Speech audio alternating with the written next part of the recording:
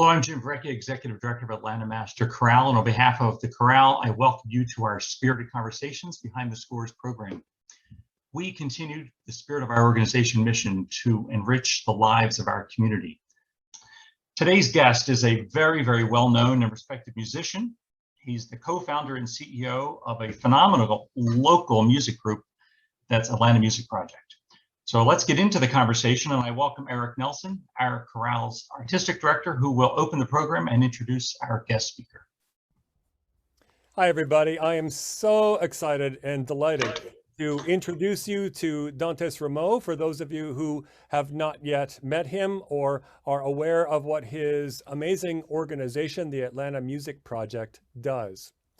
One of the things that you've heard me say, I think, over the years about Atlanta Master Chorale that makes us, that I'm proud of and makes us, that is particular to groups like us, is that we are embedded within the community of Atlanta. We are a community choir, a community organization. And the Atlanta Music Project is also an extraordinary organization that is nested and involved and with Atlanta and Atlanta life. It's great to be here. Thanks again for having me. It is, I see, we'll get started with a bit of something that may be trivia for our audience, but is, I'm sure, not trivial to you. You are in front of a logo. Is there a story about that? Yeah, and so we've had the same logo since our founding in 2010. And it was a logo that depicted what we really were all about at the time, which was kids playing music. And we're still about kids playing music. Of course, our mission is to empower underserved youth to realize their possibilities through music. But over the 10 years that we've been in existence, we've evolved so that the entry point that we offer for our young students is music. But by the end of their experience in the Atlanta Music Project, we have kids that are now off in college studying music, but also other subjects like computer science and health sciences.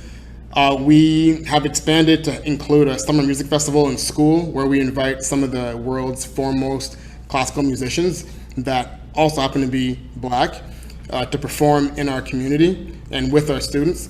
We have done a lot of virtual performances over the past year, and so that has involved kids getting used to operating behind a camera, in front of a camera, audio, setting up backgrounds, and so it's really evolved into something more. And so we wanted to have our logo reflect that. And so actually just last Friday, we had a small get-together here at our headquarters where we revealed the logo behind me. And so you'll see that it no longer has just kids playing music, but it has the name AMP and Atlanta Music Project, and you've got these sort of lines that can represent whatever the viewer wants to see. It could be the skyline, it could be the lines of an amplifier or sound waves.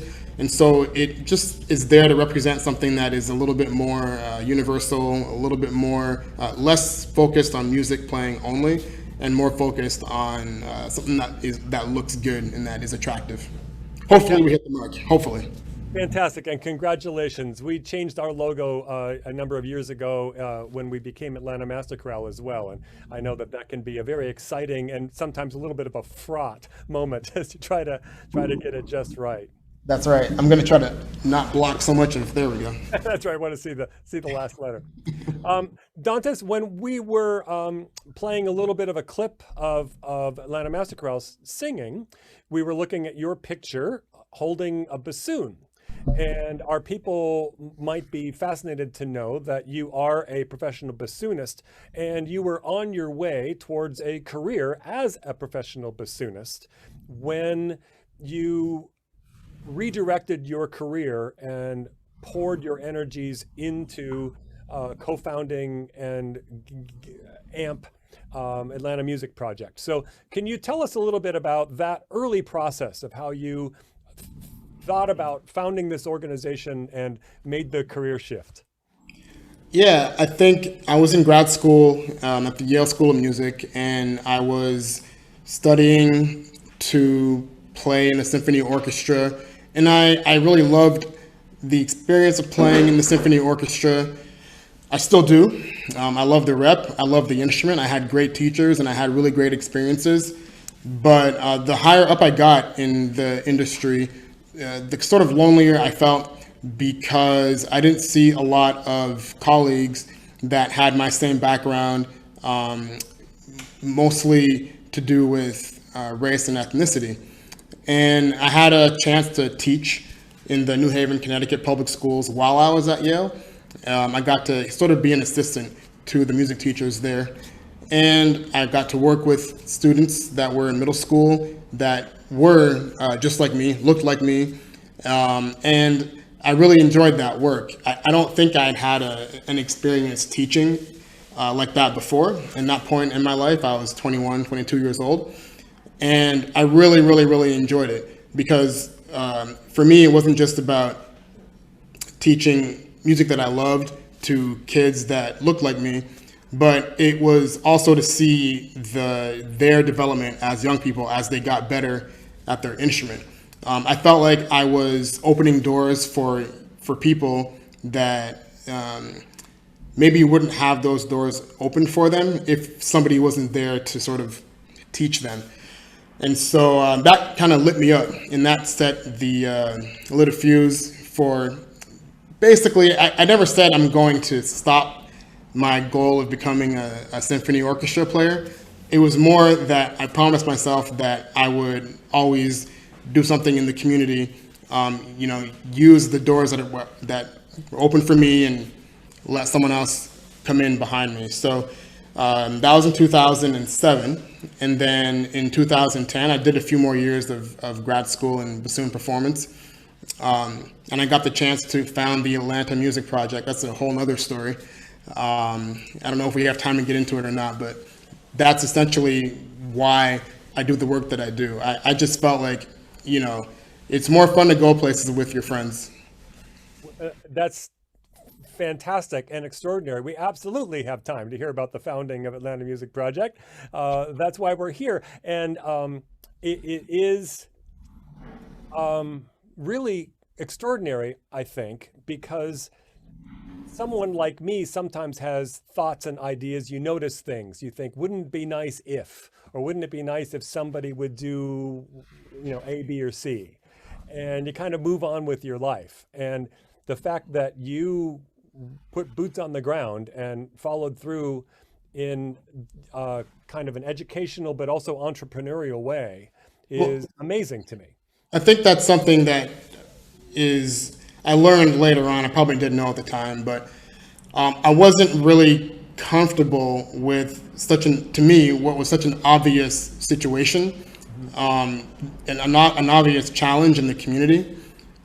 That was the same challenge throughout North America. This lack of access to classical music education because it costs so much, and it tends to be associated with a certain demographic or a certain community. But the problem to me was easily fixed. And when I see that something I'm involved in has an issue that's easily fixed, I'm not able to just sit around and just let it be. To me, it was just a matter of people being sincere with their desire to put funding behind what they already do in great public school music programs or great youth orchestras and youth choirs in suburbs and cities all over the country. It was a matter of literally just doing that in a different place and doing it with integrity and with sincerity. It seems so easy and so obvious to me that it should be done. I also knew at the same time that not everyone can do that exact thing. I think it takes a unique blend of skills and people to be able to present to a community that's not used to having the opportunity of studying classical music or instrumental music or choral music, in the sense that we think about it, Western art music.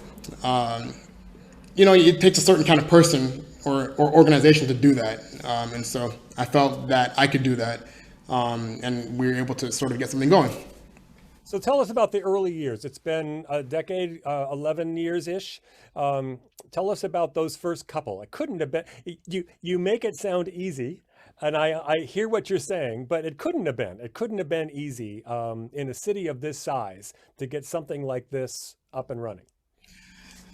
Yeah, it wasn't easy. I think that playing bassoon is harder. I will admit that. I think that this has felt like a bit of a cop-out for me. I think that your chances of getting a spot in a symphony orchestra are the same as getting into the NBA or the NFL. So in a sense, this was easier for me personally. But the early years, I did a one-year fellowship at the New England Conservatory in 2009-10, where they actually trained musicians like me that had degrees in music and that were interested in going into underserved communities to do music education. They basically trained us in the basics of running a nonprofit, music education, community partnerships, grant writing, building a board. And so I was really, really fortunate to get some amount of training in this kind of work.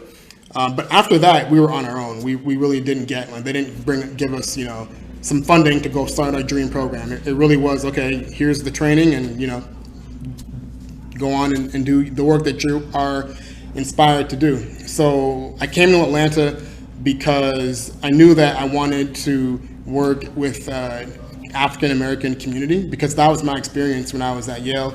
And I just felt, obviously I felt very comfortable and I felt some kind of kinship with that community. So I wanted to do that, and Atlanta, obviously, majority African-American city. And also my aunt and uncle retired here, and so I had a place to stay for free, which was very key because we had no funding. And so I guess there were 2 or 3 big moments on the way to the first day of our programming, but I would say one of the big moments was talking with the former president of the Atlanta Symphony, Dr. Stanley Romanstein. And I sat down with him and I told him all about our dream of having after-school music programs in Southwest Atlanta for free, 5 days a week, super intensive, so the kids could get good really fast. And he said, that sounds amazing, how can I help? And I told him that I needed an office space because I've been working from my laptop. And so I needed a place to print, a place maybe to have meetings, and just a place to, do work and write grants that's quiet. And so he said, we have a cubicle for you. You can have it as long as you need. So that was one big step. All of a sudden now I had a real address for this, fledgling organization. I think another big piece was our founding sort of advisory board that eventually became our board of directors. We had people there that are still with us today. Our founding treasurer was able to, his CPA firm did our books from the jump. We had a sort of entrepreneurial tech advisory board member that helped us with, websites and logo design, the old logo design, of course. And then we had a founding board chair, Al Myers, who was a former Turner exec that was able to just get me meetings with people that could end up helping in some way. And so that combination of people and sort of the little plan I had in place was the second factor I think that was helpful. The third was basically, there's like a 3A and a 3B. The 3A was that I was able to get a meeting with the Coca-Cola Foundation. And they loved the idea, but they felt like we were too fledgling. And so they said, come back when you have more traction. Oh, and by the way, do you know Camille Love, who is with the City of Atlanta Office of Cultural Affairs? And I said, actually, no. And so they connected me with Camille, and Camille, this is a 3B, Camille actually said, I have these 3 cultural recreation centers that need after-school programming. And I said, well, I can provide music at one of those centers. And she said, perfect. Let me ask you a question. Have you gone to Coca-Cola? And I said, I was just there. And they told me to, come back with more traction. And Camille, we walked back in there, me and Camille said, we want the Atlanta Music Project in one of our after-school centers. And that is how we launched our first program in the fall of 2010 at the Gilbert House in Southwest Atlanta. and the kids came 5 days a week, 2 hours a day, first come, first serve, no auditions, no prior musical experience necessary, and we gave them the instruments, the teaching artists, and then the opportunity to perform. And so we were very fortunate to receive the support of the community very, very early on. They believed in the concept. And that goes back, I think, to what I thought initially. This is such an obvious, it's such an easy issue to fix if people are willing to do it. Yeah, it does seem like this needs to be done, and for those who have the means to do it and to help support it and make it run, I agree with you. It does seem like a no-brainer. But as you said, you had the partnership right from the beginning to make it happen. You tossed out that the initial students who came to this community center were given instruments to practice on.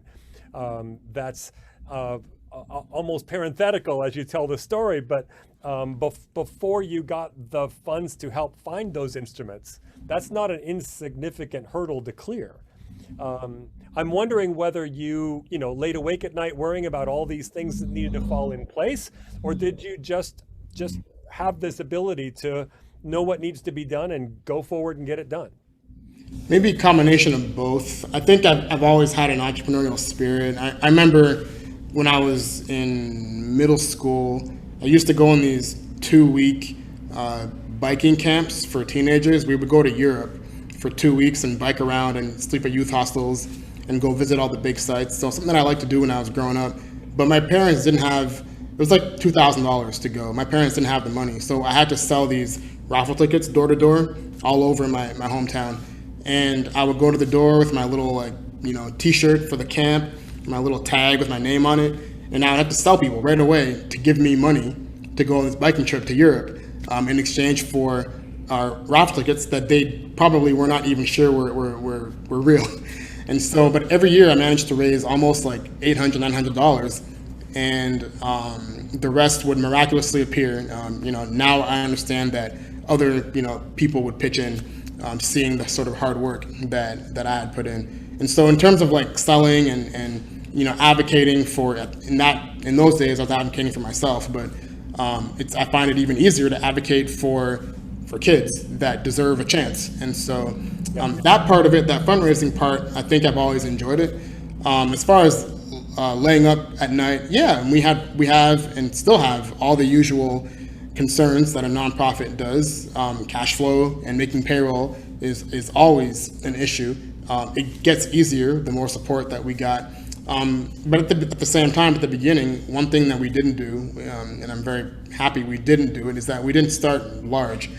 Like I said, we had one employee, it was me. We hired 8 musicians to teach the kids, and we had one site with 30 kids, and we stuck to doing music. And our partner, the City of Atlanta, was the one that provided the transportation for the kids, the snack, the homework help, the warm dinner. And so that was key, starting small, sticking to music. We had no rent to pay because fortunately the Atlanta Symphony was hosting us. And so we really tried to keep our costs down and focus on music. And I think that really helped. And that element of keeping it about the music is still where we are today. It's just a little bit, we're on a bigger scale. But if it doesn't have a lot to do with music and helping kids get to college, we're probably not going to do it. And I think that's a good way to stay out of trouble financially. I think so. And focusing on the mission is, I think, key for a nonprofit. Mission creep is always a dangerous thing to get into. So what was the next step? So now you've got 30 students, some instruments donated, not much overhead, and you're in a community center. What's next? Take over the world. What was the next step? No, but seriously, when we were there, we figured out how to run a program, how to audition teachers, how to put together a concert and work towards a concert, how to teach a group of kids that had never played an instrument before, or some kids that had played maybe in school So how to differentiate the teaching. We figured all that out in the first few years, and after that, it was a matter of, what can we do to have youth orchestras and youth choirs everywhere. So when I say take over the world, it's like, that's the kind of vision we had. Like, tends to be available, and like I said earlier, in most suburbs, most cities. It's just not available in a lot of pockets. And so our goal was, how far can we spread this idea and this concept? But we went slowly. Obviously, every year we added, one site, one program, and so we added another 2 rec centers by year 3. And then we realized, we only taught group lessons, and we had some very committed, dedicated young people that we knew would benefit from private lessons. And so we started a private lesson program that we call the AMP Academy. And one of our very first choir teachers, we always had a choir class for our orchestra kids, because we knew that singing, ear training was important to their musical development. So Aisha Moody, who we hired as our first choir director, actually went off to Boston and did the exact same fellowship that I did for 1 year. And then we were fortunate, she came back to the Atlanta Music Project and launched a whole parallel choir program to the orchestra program. And so we now had a choir program, 3 orchestra sites, and then a private lesson program. And then by year 6, I think it was year 6, we had a lot of kids come in. We had maybe 150 kids, but then our programming would stop in June and July. And we knew that wasn't going to be helpful for their development, because you don't want to stop for 2 months. So we launched a summer music festival and school, and that lasts for 3 weeks in June. And the kids play 5 concerts, and we invite students from all over the metro Atlanta area.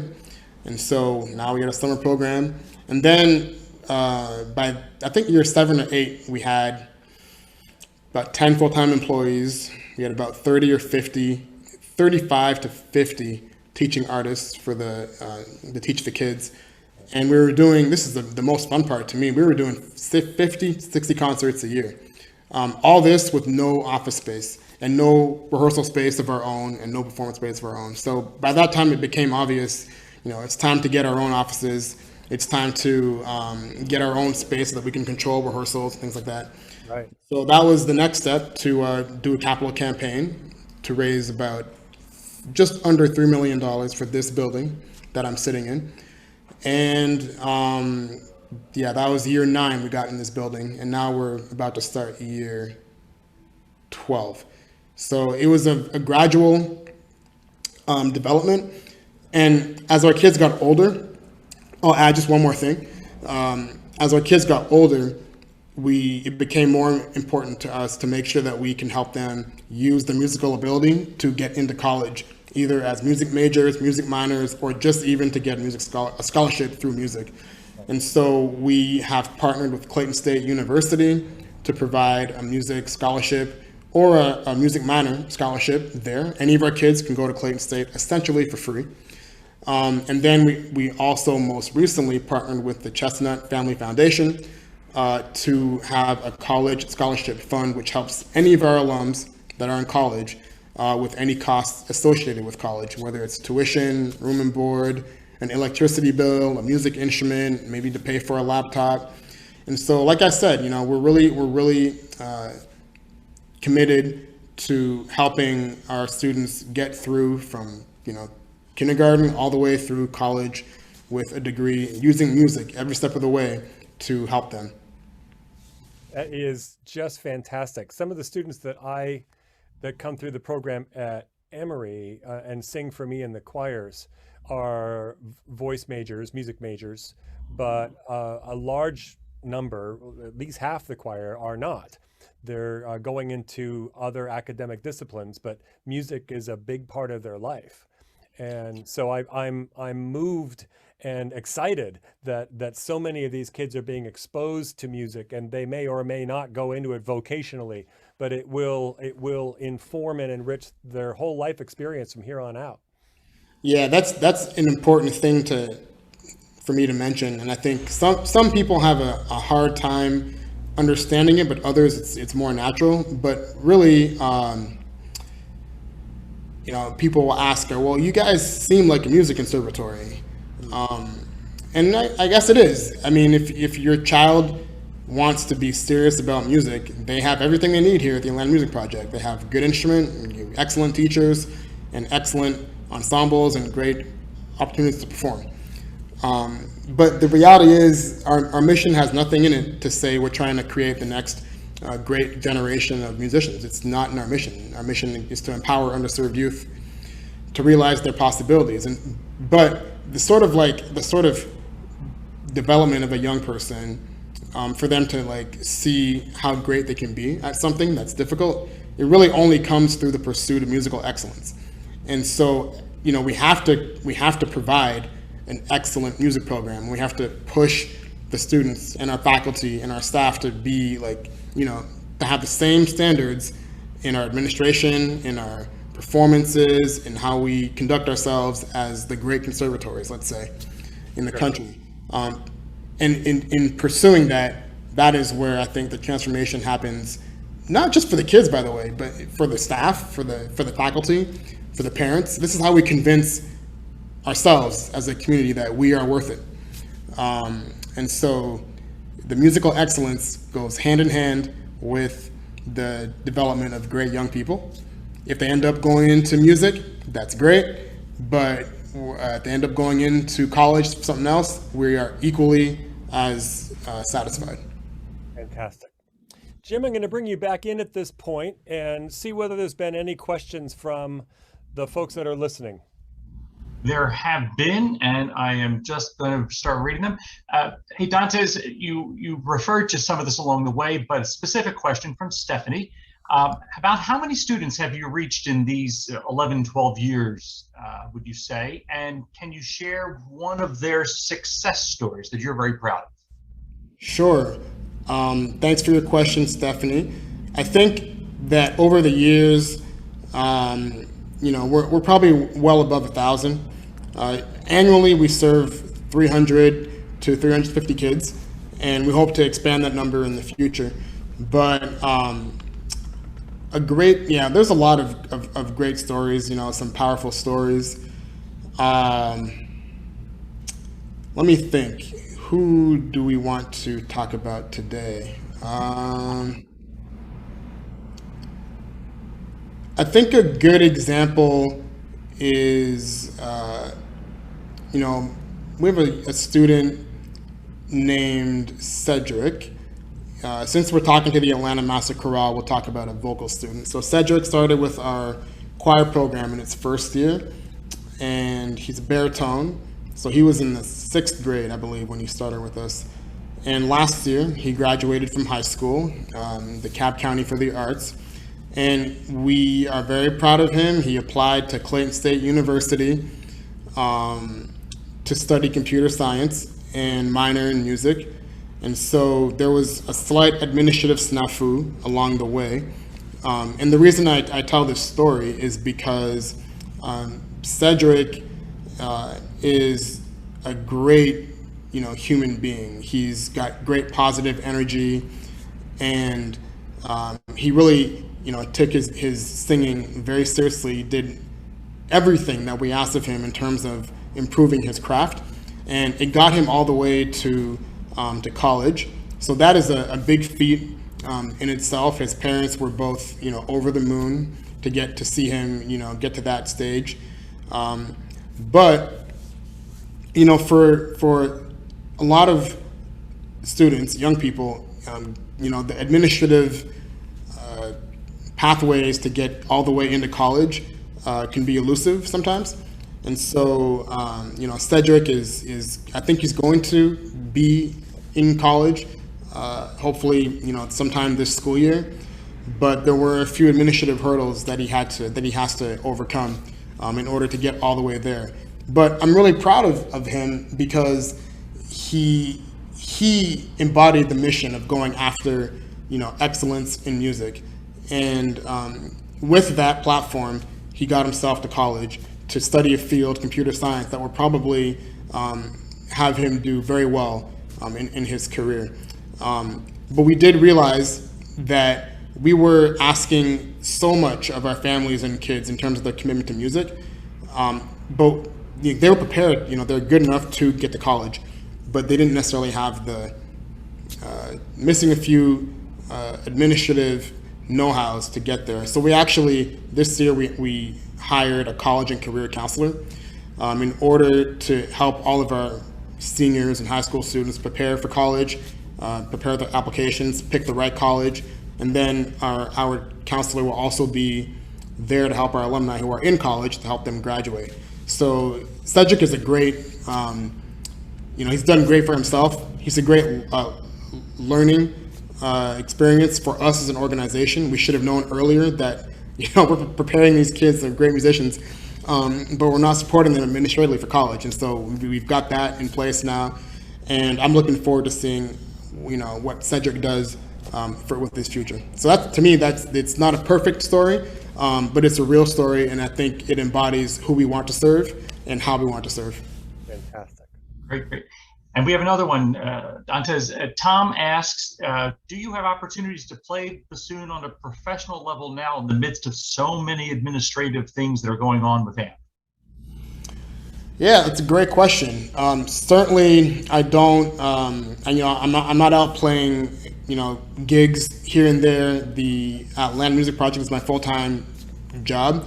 I do still teach the bassoon studio, so we have 3 bassoon students right now, and so I always teach the bassoons. That keeps me busy, and usually 2 to 3 times a year, our faculty performs with guest artists or performs, in chamber groups as professionals. And so I always, hog the first bassoon parts if I can, if I'm not too busy. And so in the future, I think that in order to complete this organization, having a faculty, orchestra or faculty concert series or residency would be pretty important. I think it offers something for our students to look up to. It allows our faculty to be, even more committed to the organization, because no musician that goes to study performance really wants to, give up their craft to teach only. And so I understand that. That's sort of how I feel. And so we're going to hopefully in the next few years come up with a sort of artist residency that allows our faculty to show off a little bit more in the community and for our kids. Fantastic. I have one more question, and this is really coming from me, but Dantes, you're at a phenomenal trajectory. So many great things going on. What are some of the things that are on a real short-term you're looking at, or even some of the longer-term things that you're saying, these are kind of the next things on my launching pad that I am excited about, and when we have some people listening to us, and it'd be just kind of fun to see kind of where you're thinking we're going. Yeah, we had at our event last Friday, we had one of our other alumni, Nyasia Brooks, here talking to the audience about her time at AMP. She was here for 10 years. And I asked her sort of, what excites you for, your organization for the next decade? And she actually said, I want to see a documentary, and I watched some Netflix, and there was a great documentary about a youth dance program in Los Angeles that I saw on Netflix. And I've seen 2 or 3 documentaries about football teams in high school or junior college basketball, and how it's so important for the junior college basketball students to get a scholarship to go to a full college so they can play but also get a degree. And so I found those documentaries and those stories very similar to the ones that we are seeing develop here. And so a documentary, that would be cool to tell our story. We actually got our youth choir was accepted to compete at the World Choir Games in 2020, of course. We were supposed to fly to Belgium to compete against youth choirs from all over the world. Of course, COVID brought an end to that. So I'd love to see us get back on the World Choir Games circuit. I think it would be life-changing for not only our students, but for the organization. And I think, finding out the best way for us to expand to serve more kids. And, we like to work in partnerships.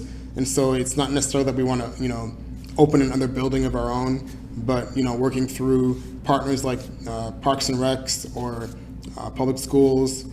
I think that the opportunity to see what our current students have done, imagining that there could be just, orchestras and choirs everywhere, that's super exciting to us. And these young people really become leaders in their community. They really end up being the faces of what is possible. And the more of those you have, the more parents and families get behind their kids. And just like when I was growing up selling those raffle tickets, people got behind me because they saw the effort that I put in. And what we've seen at the Atlanta Music Project is the exact same thing. People get behind us because they see the kids working hard. And it's really hard not to support when you see someone that, is giving their all, going for broke, because they've been given this opportunity. So, little things like that.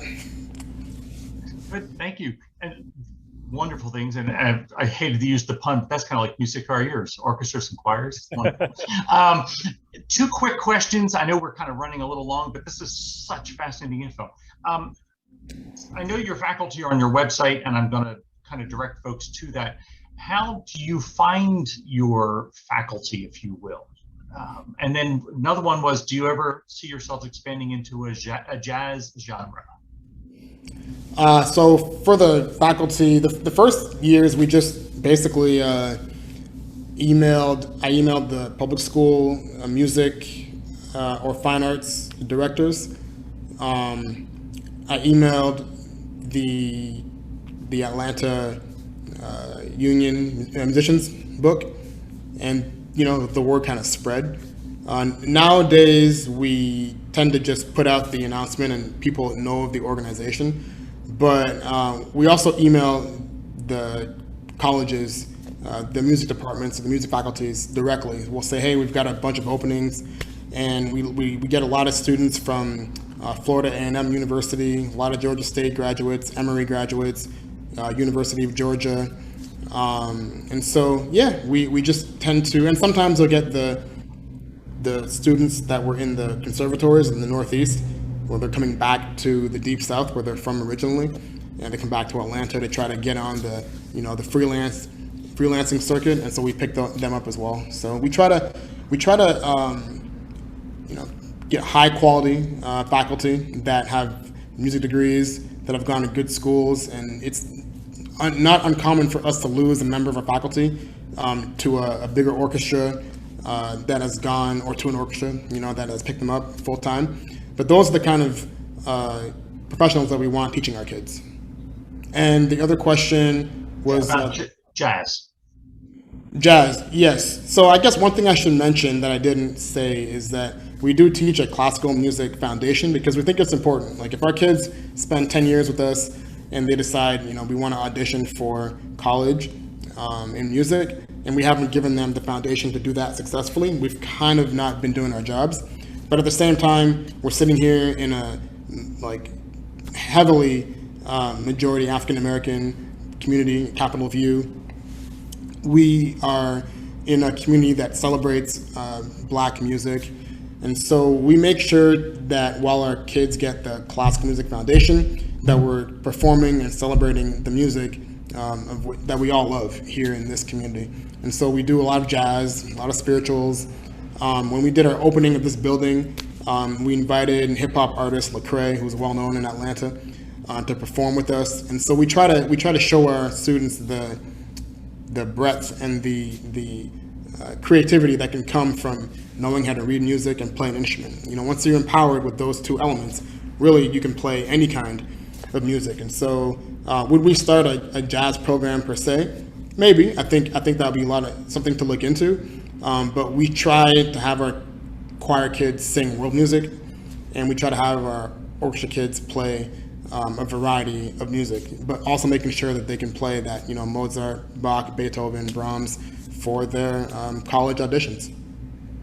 It's absolutely fantastic. Every bit of this is absolutely fantastic. Before we wrap this up, you described the moment when you were able to move into the building that you're currently sitting in. And I think it would be fun for our folks to hear a little bit more about what is in that building, because I think it's quite extraordinary. Yes. So this is an old grocery store in the Capitol View neighborhood on Dill Avenue, near the Dill Avenue between Metropolitan Parkway and Sylvan Road, sorry. And so it's about 7,500 square feet. And in here we have a lobby with coffee tables. People can come in and work with the Wi-Fi. We have 11 desks for our staff to work at. We have a conference room. The conference room was a game changer for us because for like 10 years we didn't have a conference room. And we had to work everything by phone, so that was big. And then we have a performance side as well. On one side over here, we have a row of practice rooms that are soundproof. And so we have 6 small rooms where the kids can come in and just, practice whenever they want. And we have 4 bigger rooms that are good for rehearsals, for ensembles, or chamber music, or private lessons. And so we really have a lot of space for our kids and faculty to come and shed, as they say in the music world. And then right here through this door, which you can't see, we have a performance hall with a very flexible stage. It can seat about 150, maybe 175, depending on what the staging is like. And that's where we have all of our recitals and concerts for our after-school programs. And then around the corner at Sylvan Middle School, which is one of our great partners as well, that's where we can have our big orchestra and our big choir concerts. So, and we still have our program sites, our after-school sites that are in the rec centers down the street in the neighborhood. And so this is sort of like a headquarters space, but most of our work with our young kids, our entry-level students, happens at the rec centers in the neighborhood. It's interesting to me that we haven't said the word COVID once during this conversation. That the coming of the pandemic a year and a half ago must have been a blow to the organization to not be able to do many of the things that you described. The fact that we haven't been talking about it tells me that you must be coming out the other end strong and ready to re-engage. Is that true? I don't know. It's not up to us. We kind of follow what the Atlanta Public Schools do. So right now we are having in-person classes. All the students wear masks all the time. I'm the only one right now in the building without a mask, but it's right in front of me. And we have to be very strict with our COVID precaution, our protocols. But we hope that we don't have to go through another year of virtual learning, because we learned throughout the year that our kids really need the social interaction. A big part of the reason they're in our program is because they get to grow up together. And so it's not just about making music, it's also about experiencing, their own development together. And for a lot of our kids, last year being virtual was very, very, very difficult. So we try to do our best to offer in programming. Everyone's wearing masks, singers wear masks, I wear a mask when I play the bassoon. We just have to be very, very cautious.